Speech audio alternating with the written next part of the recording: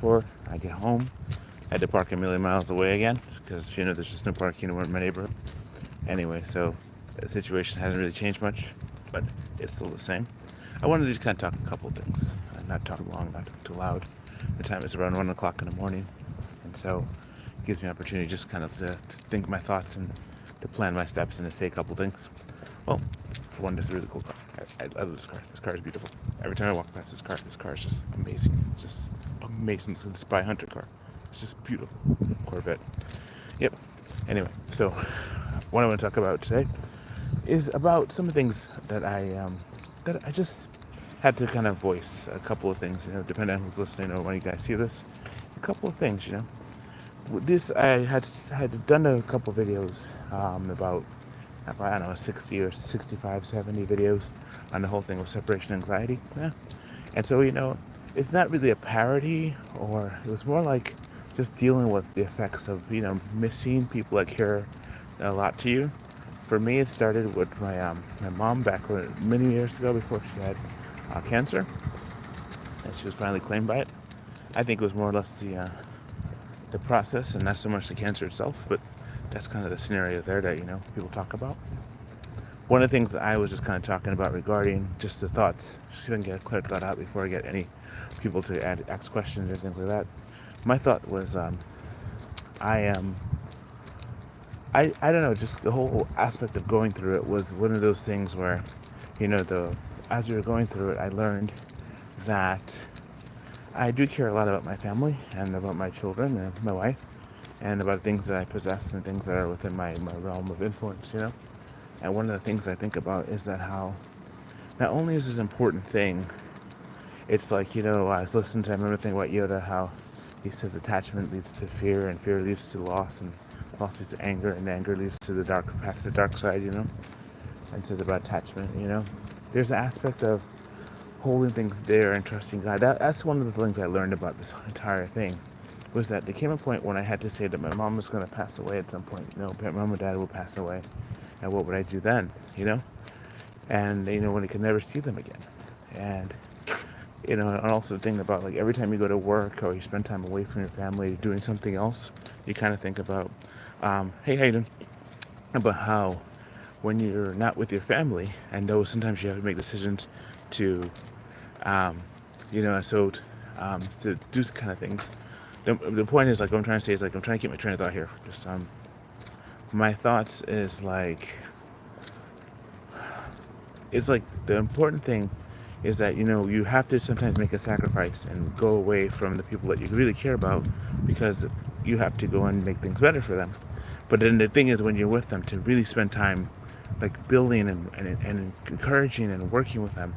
And it's just like, one of the things I think about is like how when we were away, or they were away for us to 63 days, it was one of those things where, I had to really contemplate and remember the things that were great, things that I look forward to seeing, and things that I was just encouraged to, to hear their voices. So, like, one of the lessons I learned about this whole thing was that every moment is precious, right? And I know it's kind of like a cliche, and many people talk about cliche type things, but really every moment is precious when you spend time with your family. And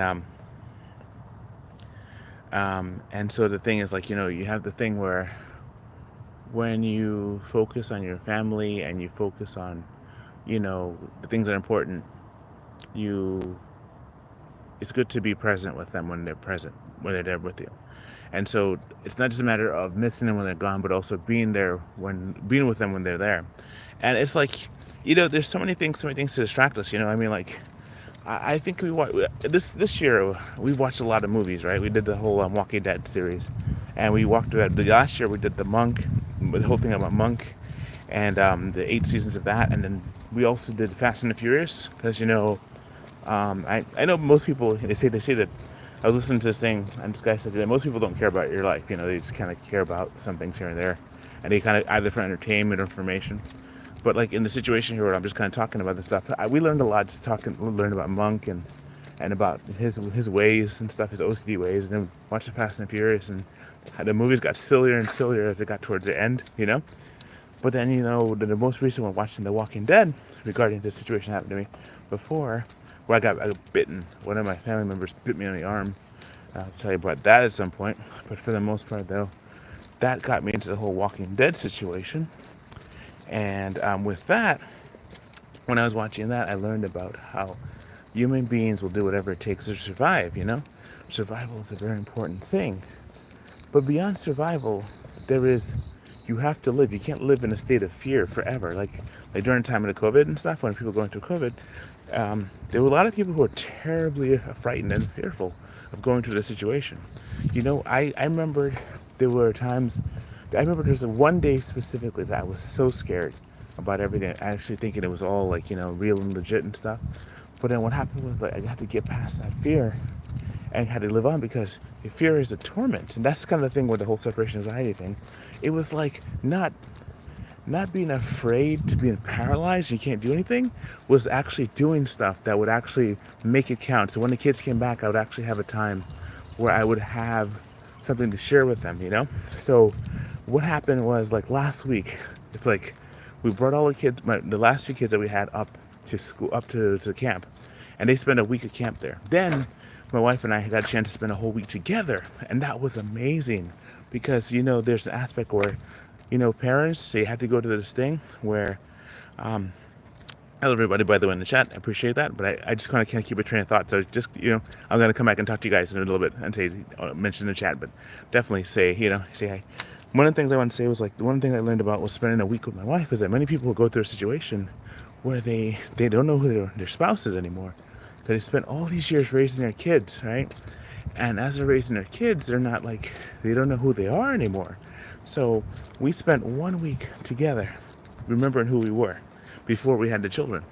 And so, you know, those who've been following know that we've been married, my wife and I have been married for 23 years, and that we've had pretty much, I never had like a week alone since our first year of marriage. Our first year of marriage, you know, is we had no children the first year, and into middle of the second, you know, is when we had our first child. So it was like, you know, a full like almost like 12 months, 12 a whole year before we had our first child, which was my oldest son now. And so what happened was like since then we've never been in a sense alone for a week where we have to kind of contemplate and spend time together. And so I have just totally found a new love for my wife and just spending time together with her. And we had a new kindling in a relationship with our love for our children that we didn't have before. We had it, but we didn't know we had it. It's kind of like it's a love not tested, you know? So when we went through the situation of like going through this thing where, you know, 63 days, it was such a symbolic thing for me that I had to like, I made the stick thing where I made a stick and I carved into the stick. And then I had stones for the kids, you know, they had to write their name on the stone, the first initial. And we did like a baptism for my son because he had accepted Jesus as a savior back on Resurrection Sunday, on Easter Sunday. And then it was like, so he wanted to be baptized, so we baptized him in the lake. And then it was like, I had to cut my hair, so the edges of my hair were cut. So today I was just kind of, we went to see, that was all last week, you know, then the end of it all, when we recovered the kids on day 63, the final day, we all went to a cave. We went to one of these caves called a Stone Bridge, a natural stone bridge and caves up in Pottersville, New York, upstate New York. And one of the things that was cool about it was that we had never been there before. We went on a new adventure, and we were able to walk through and go to this cave, these cave rocks and caves and stuff like that, and it was beautiful. The last time my wife and I went to a cave place was actually we went to this place called in Aruba. We were in Aruba, and Aruba we had a natural bridge. They had a natural bridge there. The bridges that they made, and so we were able to do that back in Aruba. That was back so many years ago on our honeymoon, the first week of our marriage. We did that. We went to one of these natural bridge and caves in Aruba, and so going to this here was very cathartic, because what happens is that it's showing that we had completed an assignment. And I know I wanted to belabor this point because it was an amazing type thing. You know, you have this thing where you're doing something. Hold on, let me focus this across the street here. Don't get run over by a road car. Across this big old street here. Yep. The thing is, like, the majority of thoughts that go into all these things is that I was happy to do this, and these are memories we made that will never be forgotten.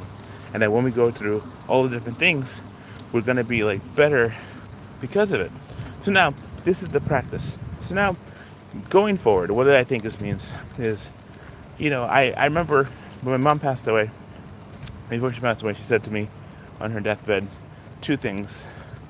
One I can share, one I can't share. But one thing she said, and that I was really happy about, that kind of sealed me forever, was the fact that she said, and good, no one's listening? Good. The fact that she said that she was proud of my wife and I. She was proud of me, I'm proud of my wife, and proud, she's happy, she loved us. And that was the last thing my mom said to me. And then, so that was a really cool thing to have, be told by your mom that she was proud of you. Because, what more is there?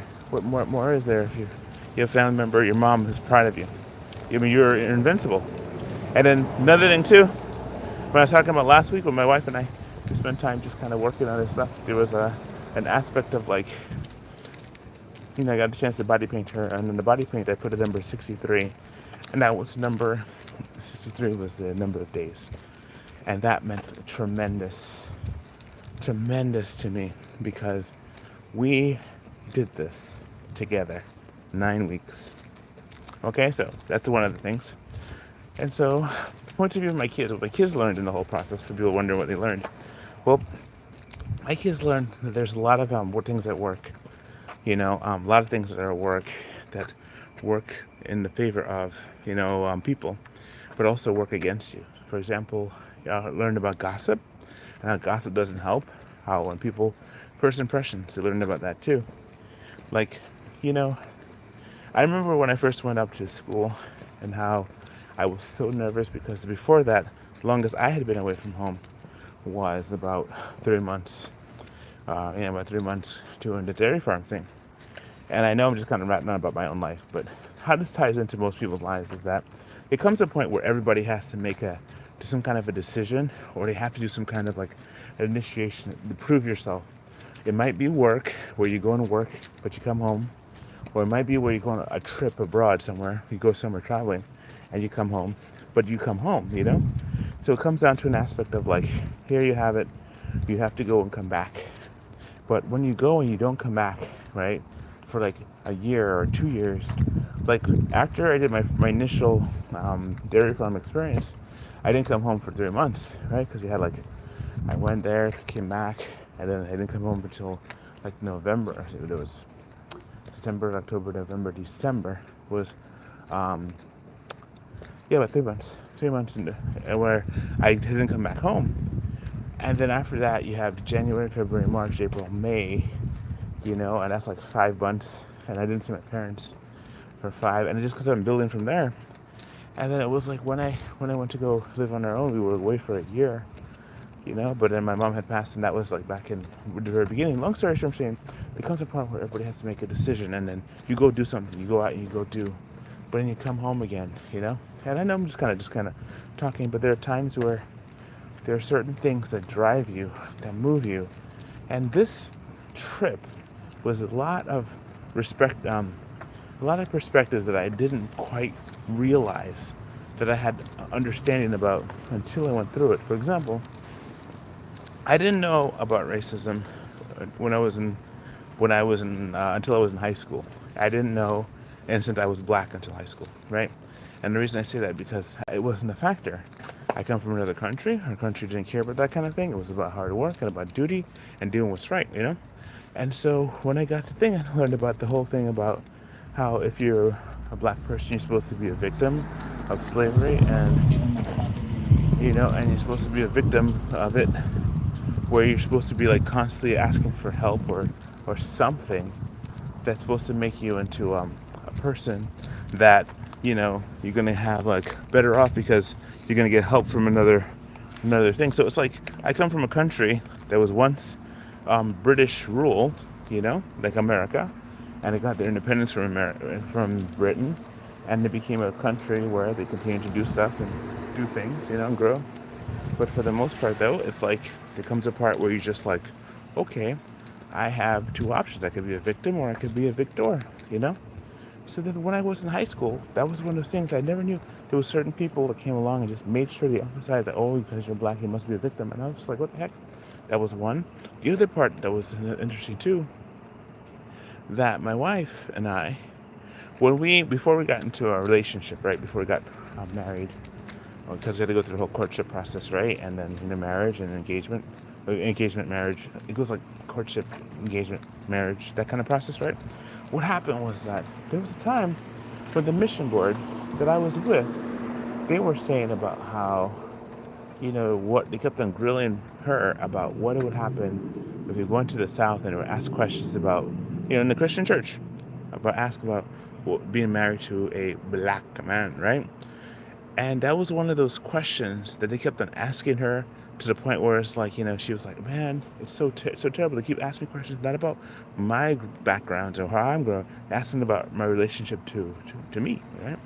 And that in of itself has its aspect of, you know, that's horrible because as a Christian and the Christian churches, they shouldn't, or in Christian organizations, they shouldn't be concerned about that, and they shouldn't encourage or even give air to that, because the bottom line was that when it came down to the fact that we were doing a work that not too many people wanted to do, to serve, we were told about how the important thing or concerning thing was about how people are going to respond to me being this shade of brown and her shade of peach, and how it was going to be, and what about children? And that was a big concern. I'm like, why is that even a concern?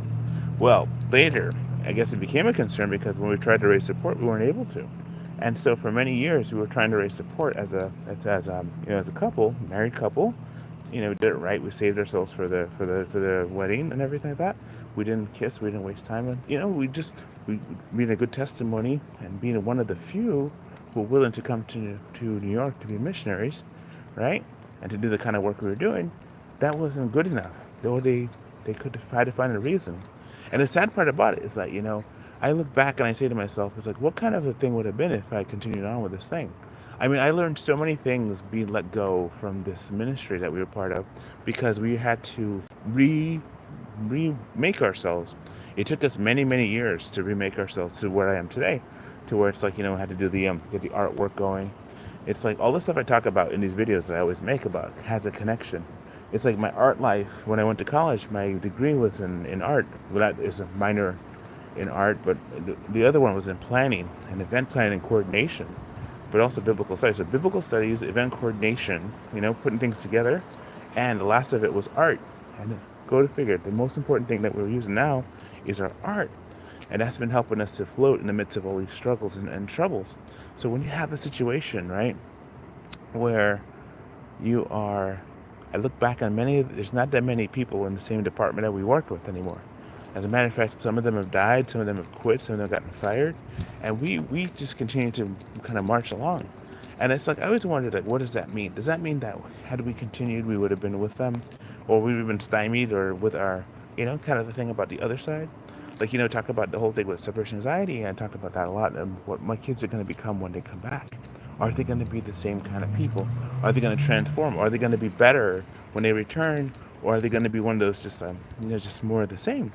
And then I think about that too, because we had to leave the thing that we loved, leave the very thing that we loved and we were training for many years, and we went from that to work at a church, local church. And working in that local church, one thing I found out about that was the pastor who was there, he really didn't support us as much as he pretended to be.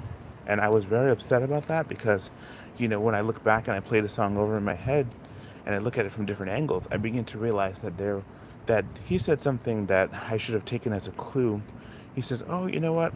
Being my home church, oh, when you get to the 90% marker of support raising, but we had to raise like $4,000 a month, right? And we weren't able to raise the 4,000. We only got to 1,200.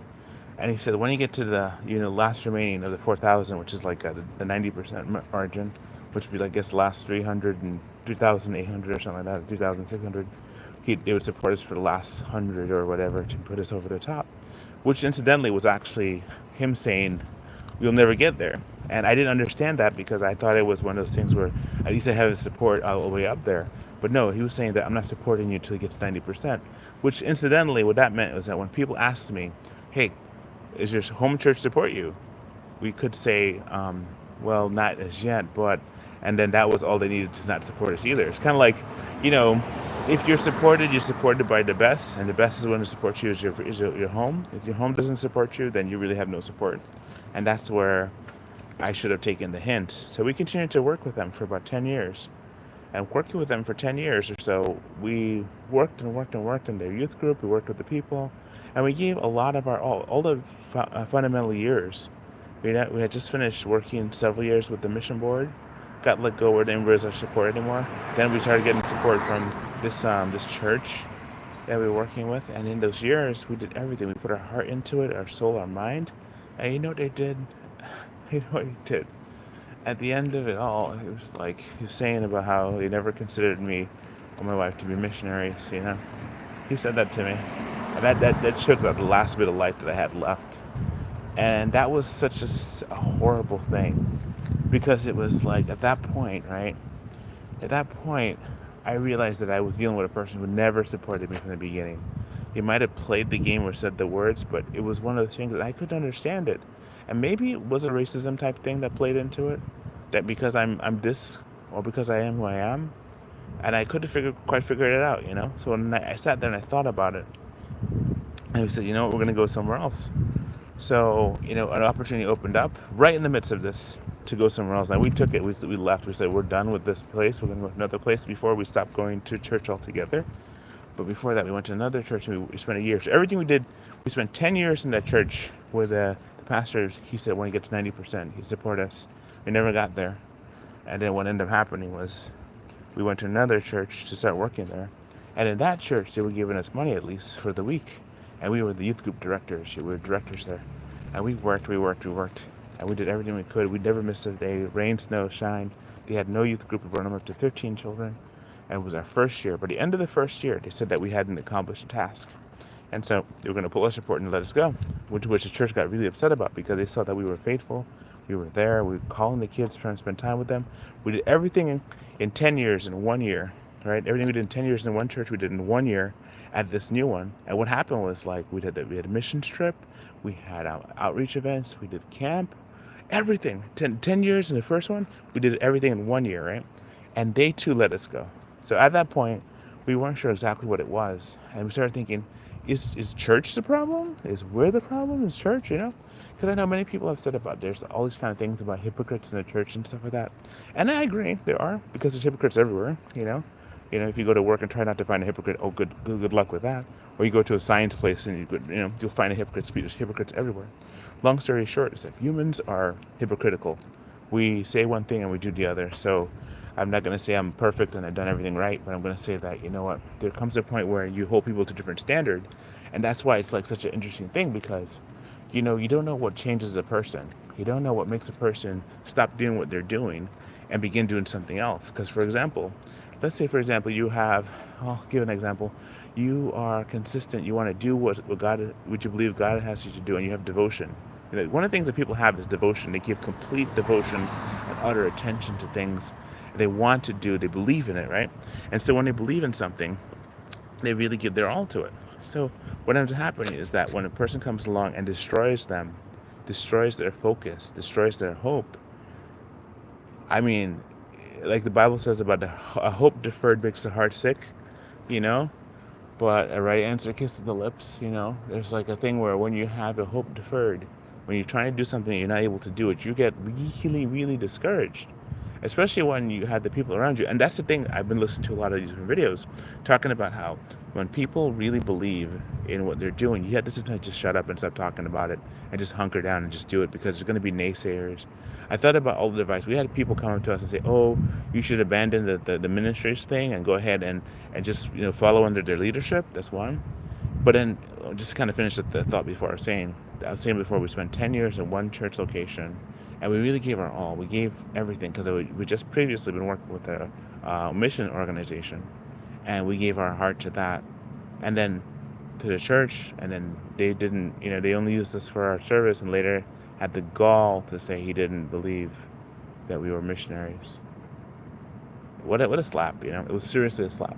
And I'm so mad about that, you know. I eventually forgave the man because I realized he was an idiot. And you have to forgive idiots because, you know, they don't know any better. Jesus said it. Father, forgive them because they don't know what they're doing. Because they're straight up idiots. That's why. That's what happens. And so, nevertheless, when you're helping their family, you're the best. But when you're helping, but don't help their career. You help your career and all that stuff. But anyway, we'll talk about that later. Forget the man. Just get over it. Then I went to another place, and then that person, in his hubris, he says he is the leadership, and they are to be obeyed without question. And that's when we started looking into the fact that maybe Christianity is good. I love the Lord Jesus, and I love the Word of God. But certain practices, for example, the pastor and the things of the pastor, we started looking into that and being quite upset about how sometimes these church people, they get money and they do stuff and they get all empowered, and it's not doing God's work. You're not helping this world, and this world needs God's work, God's people. God's people to be there to change this world by doing kindness and good things. And what ends up happening is that it becomes a circus. You go to church, you have your Sunday thing, you punch in for Sunday, you punch out. It's like going to work, When you go to work, many people don't go to work because they love work. They go to work because they know what happens if they don't. They have bills to pay, they have shame. If you're similar to work as to church, there's a shame aspect where people are like, you don't go, you get shamed. So we stopped going. In 2010, we officially stopped going to church. When the pastor said that, the other pastor of the second church said, "Oh, we are the leadership, and you're to obey us without question." I was also part of leadership at that point. I was one of the directors. I was a youth pastor, and I said to myself, "Oh my goodness, this is terrible." And I was thinking about how the people believe this, when in fact, a pastor's position is a temporary position, just like an evangelist's position, just like an apostle's position, just like a teacher's position. Everything's temporary. There comes a point where the people have to learn how to stand by the Word of God and by with the things they've been trained. And you cannot be in the nursery forever. There comes a point where you stop being in the nursery and you start really, really understanding what you believe, and you have to know what you believe. I learned how to stand for the Lord was when I was in high school. His high school. There was a gentleman there. I'll tell you his name was Colin. And he was the son of a Lutheran pastor. He was living for the Lord, but his situation, what he did was that he challenged me with the Word of God. He actually showed me, he and I used to fight with Scripture, right? All the time. Every day I'd go home and I would study something, he'd bring it up, and we'd fight back and forth for years, for like 4 years, from freshman year to senior year, we'd fight. And I learned so much in that confrontation. It was my 4 years of Bible training, I learned it before I went to Bible school. And so when I went to Bible school, it was one of those things where I had to learn so much that I was already applying what I had learned, as opposed to just learning it for the first time. If anything, Bible school fine-tuned me, got me put everything into perspective and the right categories. So now like Batman's utility belt, you know where everything goes. So the sad part is that most people don't know what they believe, and that's why many cults come in and take them. And because of that, the thing is, the work of this pastor or the teacher or the evangelist is to train people how to share their faith and to be that way. And that's why it's like the whole thing is saying about the whole anxiety thing. Because when your kids go out to the world, you're not sure exactly what's going to come back. And many people send their kids off to university, not sure what's going to come back. We sent our kids to this work program for like 9 weeks. And when they came back very similar to what we left them. We sent them out to, but now we're understanding that they went through their trials. And at some point I'm going to tell you about the trials they went through, more than what I'm saying here. But for the most part, one of the things that I thought was interesting was like, again, when you start with something, you're not sure exactly where you're going to end up. You're not sure where you're going to end up, And so because you're not sure where you're going to end up, you have to just take every day with a grain of salt, really. So, long story short, we started reading this book called Pagan Christianity by Frank Viola, and it was reimagining the church. I think that was back in 2010. That's like 15 years ago now. 15 years ago. We haven't gone to the church building. So we see pastors every so often. We see different people. We see people going to church, and we fellowship at home or different places. And it's just, the church is really the people anyway. It's not really the building. But people make it into a religious stance. And people that use the verse, forsake not the assembling of yourselves. But when you do assemble, it's really good. You get a chance to spend time with people. You get to know them on a different level. But it's not easy, because people are people, and we are all people, and we all have issues. So that's one of the things. So no matter how you slice some apples, no matter how you slice them up, people still have issues that we all have to deal with, and I have issues I'm trying to deal with and work through. And at the end of the day, not perfect, still kind of stumbling through, trying to figure out what's the best thing to do. Making my art, trying to make it, fun and funny, spending time with my wife and children and really enjoying those times. Working my job and just thanking God for the job that I have, because it helps me pay the bills.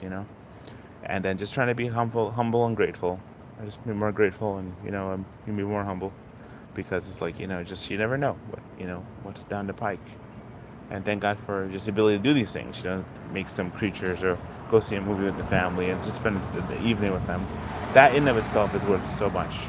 And that's where I'm going to have to leave you guys for now, because it's been such a lesson of learning things, and God's been just opening doors and showing us stuff, and getting this car fixed, and then getting these things repaired and all that. All these things are just, it's one of those things where you're just like, by the grace of God, you're not sure where you're going to end up, but you just thank God that little victories here and there. And that's just all, that's all you got sometimes. Little victories, little things here and there to make things better. Just asking God to give you wisdom. So in the midst of this, I learned that my kids went through this trial. They got better. They became better people. And we became better people because the trial tends to make you better. The Bible says the testing of your faith produces patience, and the patience have its perfect work, that you may be perfect and entire, lacking in nothing. So you can have patience and you can have better skills. You get better, you get stronger when you go through trials. And this was a trial. This was seriously a trial. So when I look back at this, I will always thank God for bringing us through it. I thank God for all the people who prayed for us to go through it, for all the mechanics who worked on my car to make it so we can go there and come back. Even though we had to go through many mechanics to get it done. Many mechanics. I thank God for this opportunity. I'm going to get inside the house. It's time for me to go inside. It's like 1 late. I want to thank all the people who wrote messages. Hi, Sean. Hi, Matt Vids. Hi, Sean Sims. Lakita. This is right. Someone, let's see. Hello from Lou Sassel. Samurai 7 says hi. I want to thank everybody who said a chat and spoke to me. Thank you so much for everybody, and God bless you. I got to get in the house. I got to get ready for tomorrow's endeavors. We have a lot of endeavors tomorrow. I'll probably do a live or something. I'm not sure what, but I'll let you know. But yeah, it's been an adventure. It really has, and it really is adventures. Greg and Amy, the adventures of us doing art together, and just being free and trying to be artists, living artists. Because at the end of the day, we are all living artists, painting a canvas, making this world a better place. So love you all. Talk to you soon, okay? And I'll keep you up to date. What's up?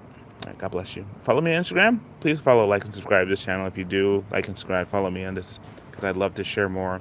But also follow me on my Instagram, One Life Must Art. All right, God bless you. Talk to you soon. All right, bye.